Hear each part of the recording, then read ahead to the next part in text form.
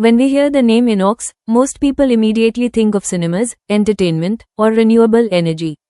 But behind the larger INOX ecosystem is another company that has a very different story. INOX Leasing and Finance Limited is an unlisted company with a history going back to 1995. So, what exactly does this company do? How is it connected to the broader INOX ecosystem? And why does it attract attention in the unlisted market? Let's find out. INOX Leasing and Finance Limited, commonly known as ILFL, was incorporated on the 17th of February 1995. Public corporate records classify it as an active, unlisted public company. The company's history is closely associated with the broader INOX group. Historically, its activities included financing industrial, commercial and business operations through loans, leasing, hiring and hire purchase activities. Over time, the company evolved toward an investment-oriented role, including investments in equity shares of companies. So, what is the company's business model today? Unlike a traditional retail NBFC that focuses mainly on giving loans to individual customers, ILFL's business has historically included financing and investment activities.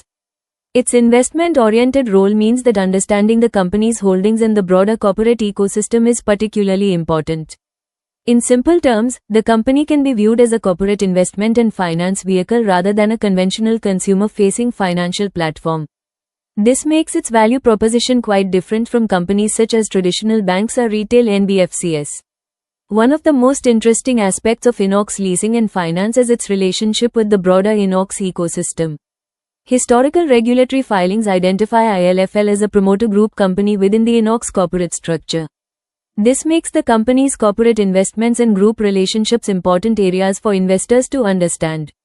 Instead of looking at the company only as a standalone finance business, market participants often study its balance sheet, investments, subsidiaries or associated interests, and the value represented by those holdings. That's where the story becomes particularly interesting for unlisted market participants.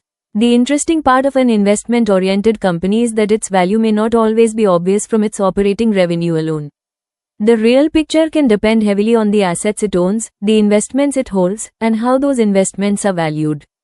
Therefore, anyone analyzing INOX Leasing and Finance should carefully study its latest annual report and financial statements rather than relying only on historical information.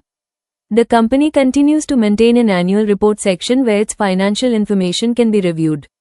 Overall, INOX Leasing and Finance Limited represents a different kind of unlisted company story.